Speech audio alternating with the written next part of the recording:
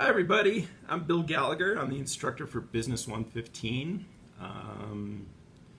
Some year, huh?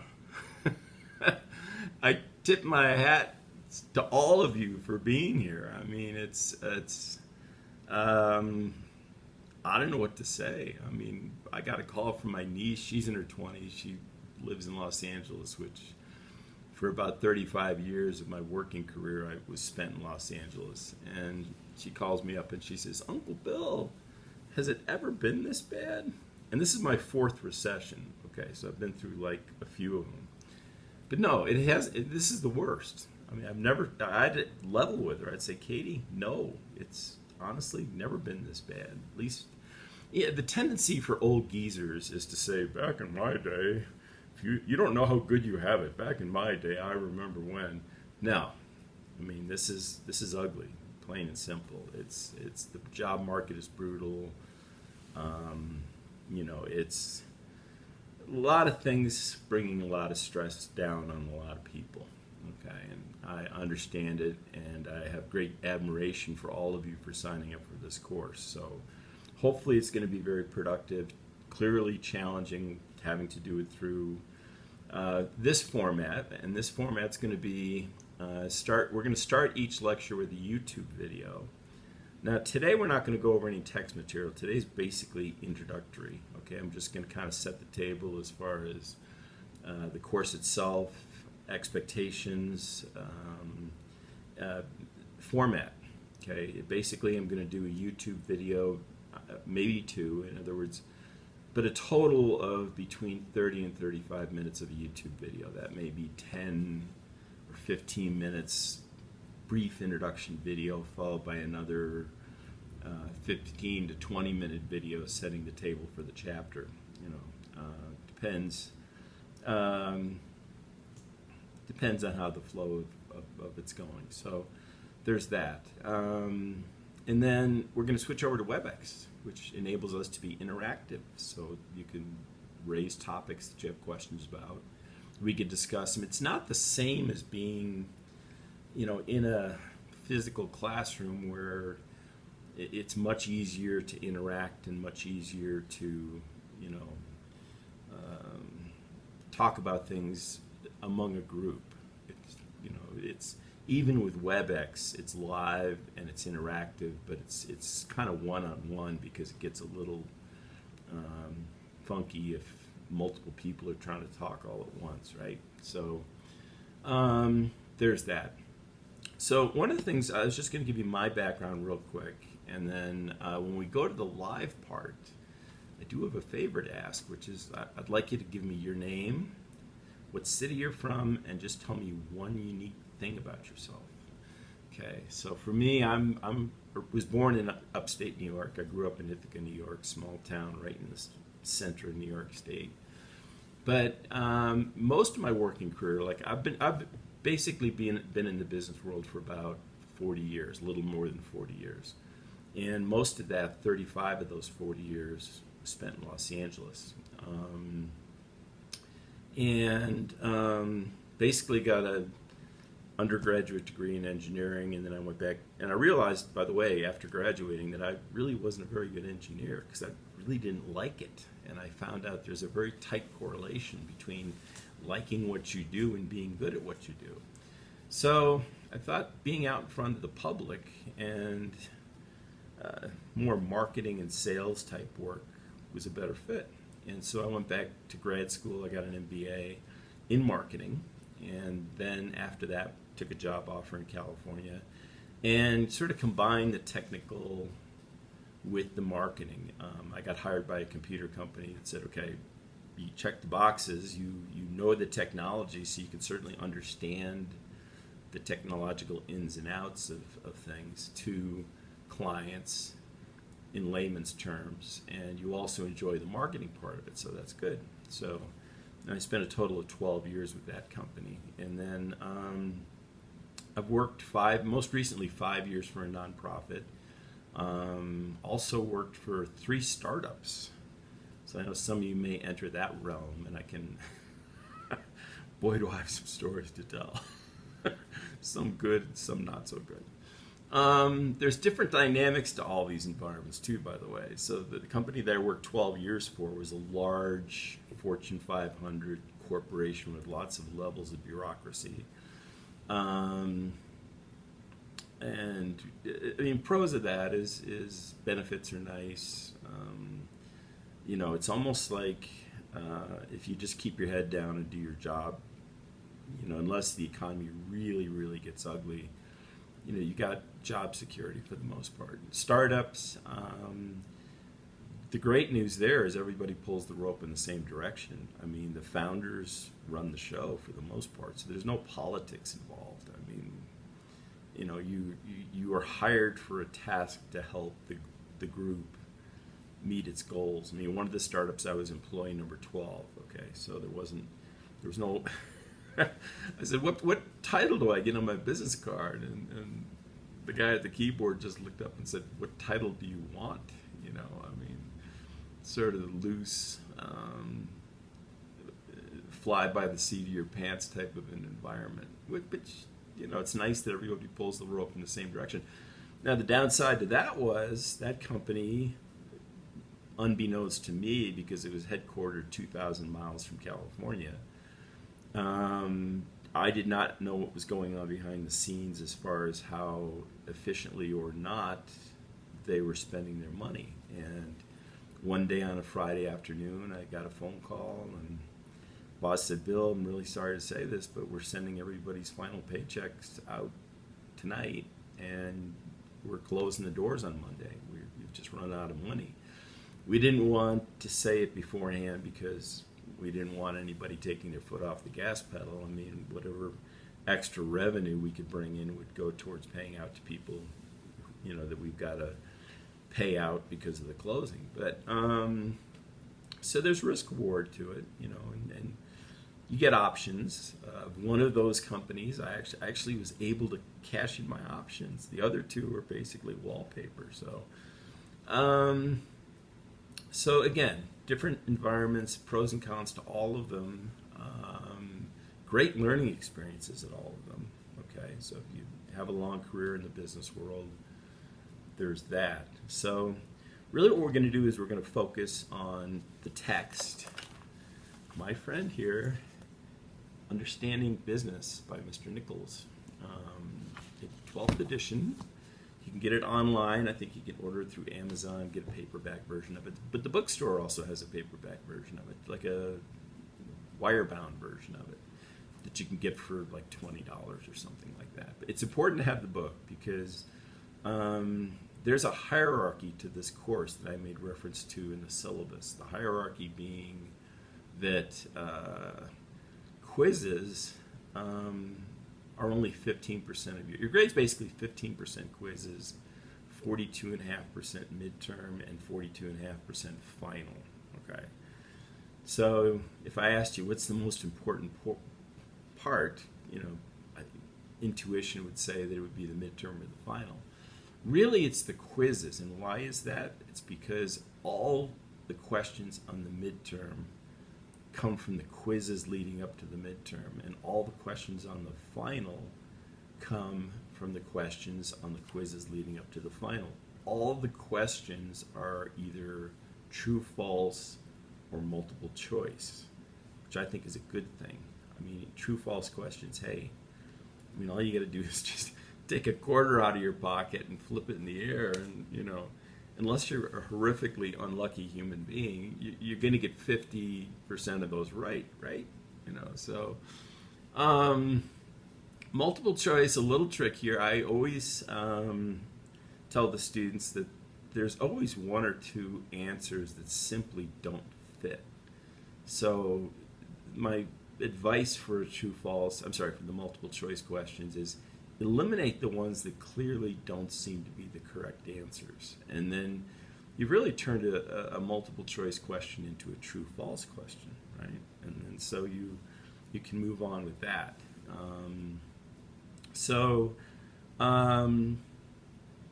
The quizzes, I allow the students to have as many attempts at the quizzes as they'd like. Now, the quizzes are assigned weekly. Typically, if it's assigned on a Tuesday, it's due the following Tuesday. The system will lock. Everything is done through McGraw-Hill. Okay, so when you're answering the questions, you're actually answering it through McGraw-Hill's system, not something that I put together. Same thing with the midterm and the final. I mean, really, you see your grades about the same time I do. Okay, so I mean, there's no Bill Gallagher intervention in this. And so where I control it is from a standpoint of the amount of the questions and the degree of difficulty. And every year there's like maybe one student that's like way out there in either direction grade-wise, and so it's sort of throwing out the outliers. The average grade in this course last semester was 87. And the previous semester, this is the third straight semester I've taught this course. The previous semester, the first semester, the average was also 87, which is kind of where I'm pitching the course to be. I like the B plus average kind of thing. The majority of the scores were A's.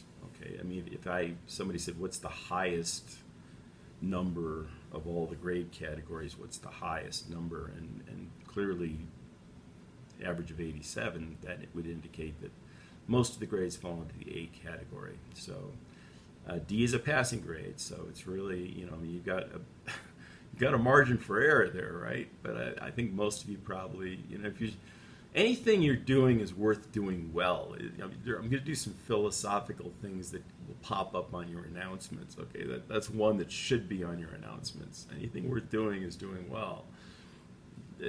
That should start with your quiz work. Okay, because again, it's vital to do well on the midterms and vital to do well in the finals. I do have a rule about the quizzes that you have to do 50% of them, okay? Now, again, you're probably going to do maybe 10 to 12 quizzes, so if you miss one or two, don't worry, don't lose sleep over it. It's not a big deal. And I say that, too, because I give, where I also have some discretion, is I give 5 extra credit assignments during the course of the semester.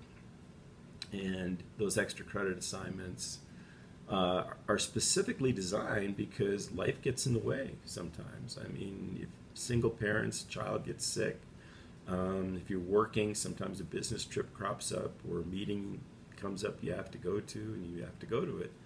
You know, heaven forbid if you get sick, you know, I mean, you might miss a class or two. So, or you just, it's hard to get the mental mojo together to do a quiz well. So,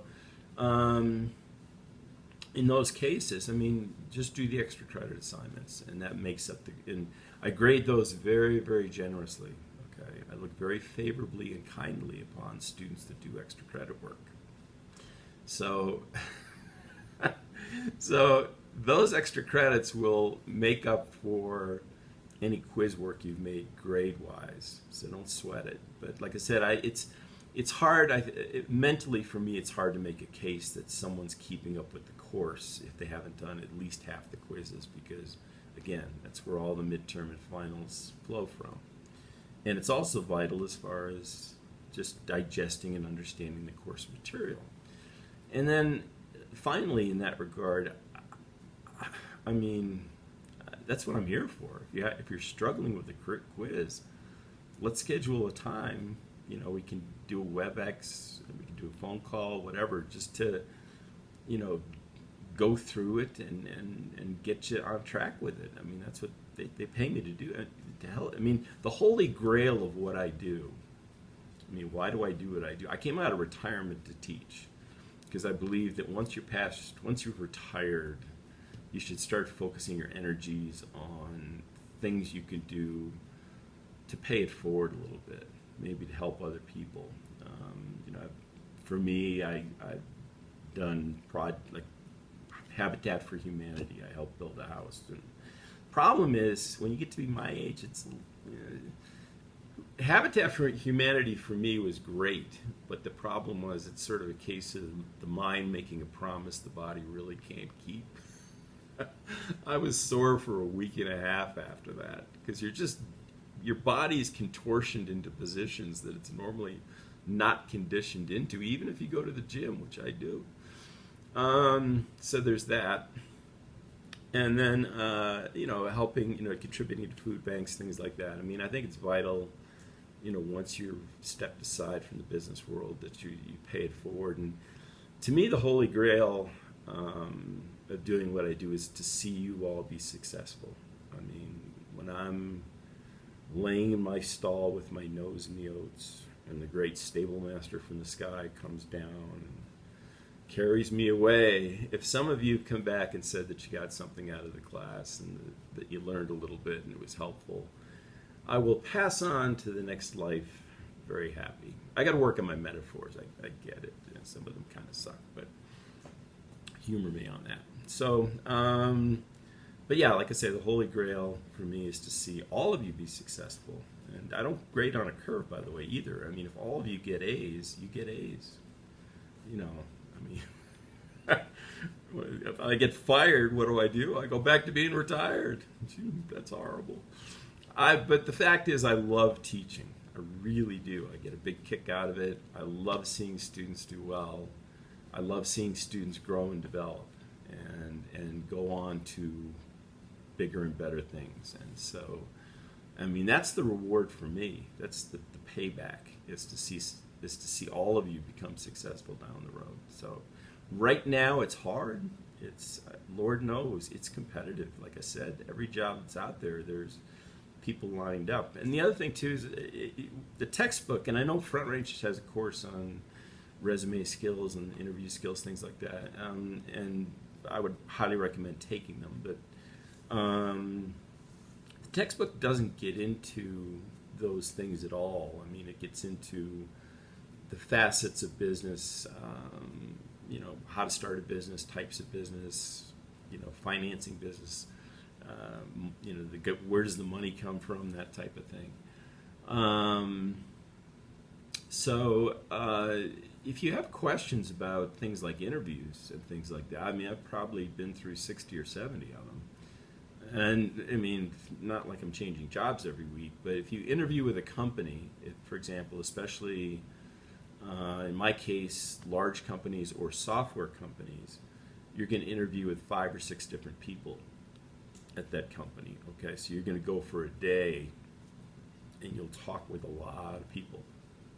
So multiply that, in my case, probably conservatively 10 companies I've interviewed with, realistically more, but for argument's sake, let's just say 10 times 6 interviews per company. So that's about 60 interviews. And you'll get curveballs.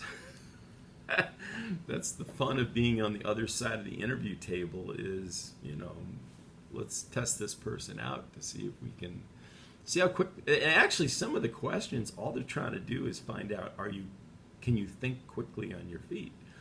But other questions, I call them trap questions. I'll give you an example. One question I can almost guarantee you is going to come out in every interview is, tell me about yourself. Sounds pretty innocent, right? And when I first started interviewing, like right for, senior year in college, and I'll never forget, I started just going on about, well, I'm one of 5 kids and grew up in upstate New York, and I played sports and that. It's nothing to do with what the interviewer was looking for. The question, when somebody asks you, tell me about yourself, they're only giving you half the question. The real question is, tell me about yourself in the context of this job. Okay, so how does your life align with what's important to our company? Because they're not, the only reason they're hiring you is they believe you can add value to their enterprise, right? Okay, so it's a case of, for example, if you're going to be a marine biologist, when they say, tell me about yourself, well, every time we grew up, I didn't live next to the beach, but we weren't far away, and I'd always bugged the living daylights out of my parents to take me to the beach, and I started learning about all these different types of sea life and different ways of how beaches change.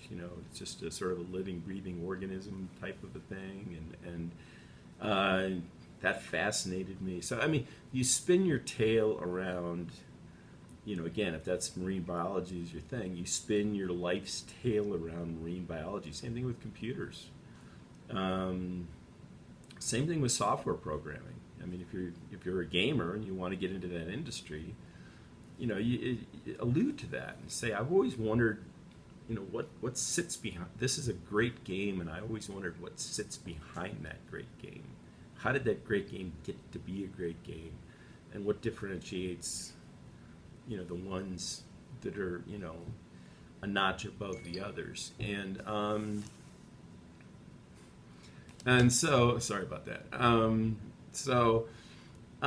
Those are the type of things that you want to include. So that's one example of a sort of a trap question. And I'll give you one more, and then we'll break this video and do part 2 video in just a minute. And then, like I say, we'll take another break, and then we'll go into the WebEx Interactive.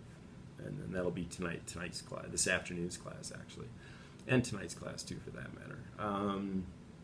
Next class, we'll really get into the book itself, and I'll start going through the meat and potatoes of what you need to get to get to the we're not going to have any assignments this week, so don't sweat anything, don't prep anything, just chill. It's a lot of adjustment, right? Next week we'll really start getting into the meat of things, so to speak. Another trick question is, well, gee, you have a strong. I'm looking at your resume here, and looks like you have a pretty strong background. But we got somebody here we just talked to who's got a master's degree from Harvard and was Dean's List every semester and has 4 years of industry experience. And why would we hire you versus them? Waiting for the interviewer to say, "You know nothing, punk."